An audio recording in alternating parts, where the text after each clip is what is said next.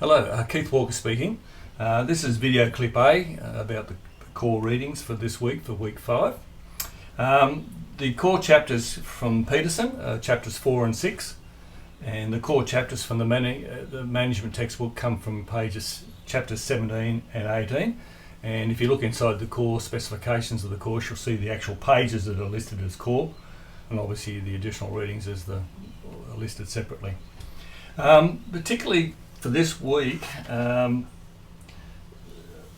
the chapter 6 is an analysis of financial statements.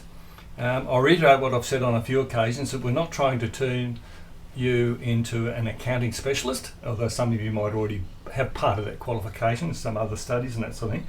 But we're targeting this particular part as a general section for all the students, so that you have some understanding that the financial management and the financial record keeping and the financial effort that anybody puts into a company is absolutely vital, particularly in a construction company for its success. You'll see we've been trying to hammer that through the text and often in the words that we use, that it's the core or the main reason for a lot of construction companies going broke is the lack of poor financial control and poor financial management.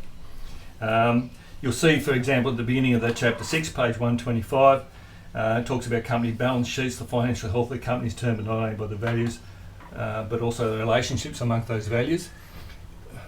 We're just trying to get you to have a feel for the company in terms of what gives a company value, what detracts from a company's value, and things like that, and where a company might have net wealth and therefore the potential for prosperity.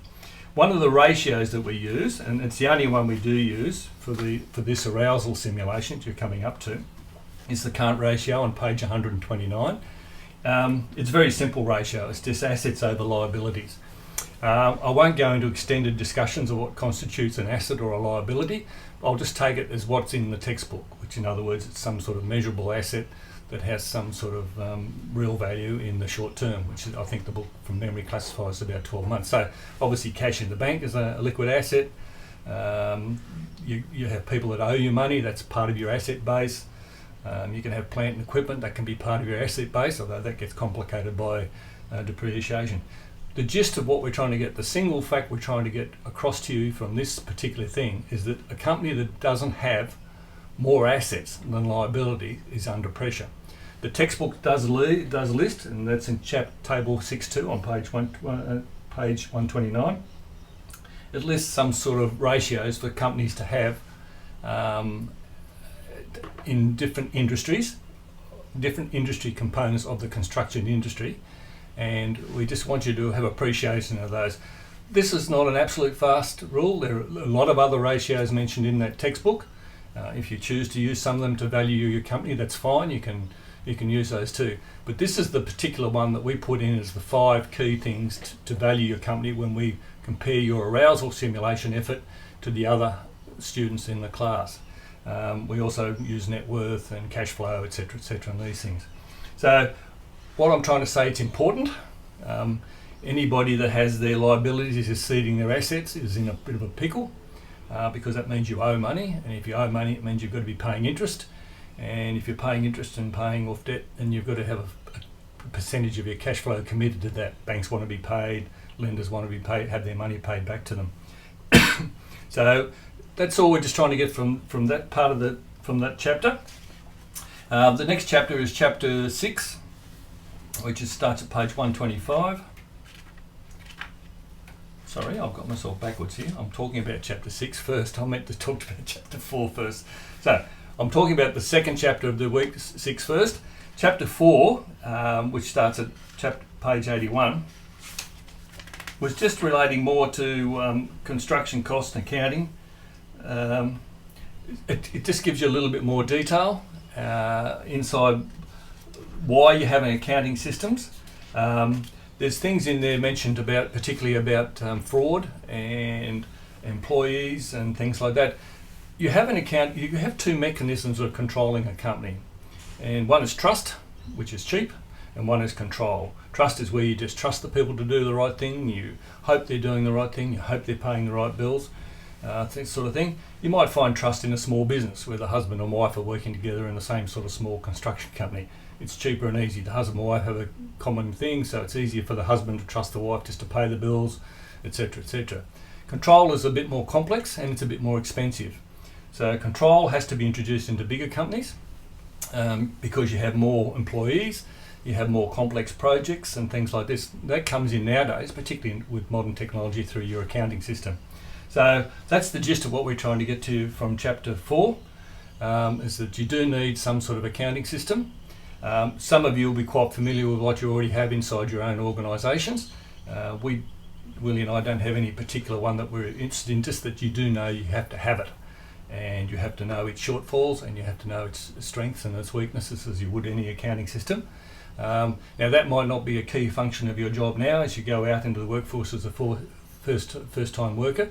But if you're a little bit older and a little bit more mature, then you're definitely fronted up to that problem before in the construction industry where you've had to manage a project or you've had to be responsible for the costing of a particular aspect of a project. So that's chapters 4 and 6. That was a bit backwards, sorry, I talked to 6 first and now I'm talking to 4. Then we move on to the management textbook. Excuse me. The readings this week come from chapters 17, which is team and teamwork, and chapters 18, which is leading and managing change. You're going to get a little bit of experience of that now with teamwork and things through your strategic planning. You and 3 other students will be in a group, either a group that you've chosen for yourself and are nominated into the system, or a group that Willie's put you in. And you're going to have to learn to communicate with those students. We have international students, so some of you might have an international student in your group, and you're going to have to use the modern communication things to produce a strategic plan. Organisations, and large organisations, which is typical of most construction companies, they're a fair size, staying in control and keeping the team working and all that is paramount. It's why you have a project manager on site. He's meant to be the hands-on at the site to try and get things going forward. He has various layers of support staff below him and might take responsibility for particular aspects. The project manager on site of a construction site then has to report to senior management or somebody in charge or higher up that organisation about how that particular project is going. And the diverse nature of construction, in other words, you might be building 6 different things at the same time, requires all these teams to work together as a unit. So the core readings there just give you a feeling for that. They give you some idea of the problems you might face in a team's organisations, the challenges. It lists a few things which are very meaningful in a team effort, and that's the synergy concept.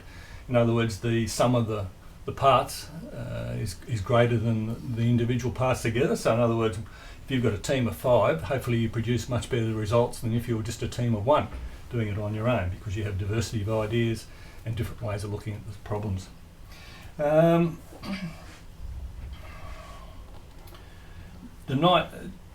The 18 is leading and managing change. There's few things that anybody in a tertiary education environment can guarantee any student, except there's more change coming.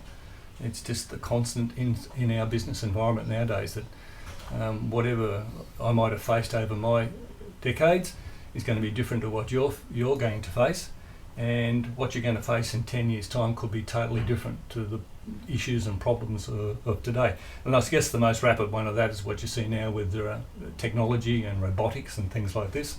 I don't know where it's all going exactly, I just know its change is coming.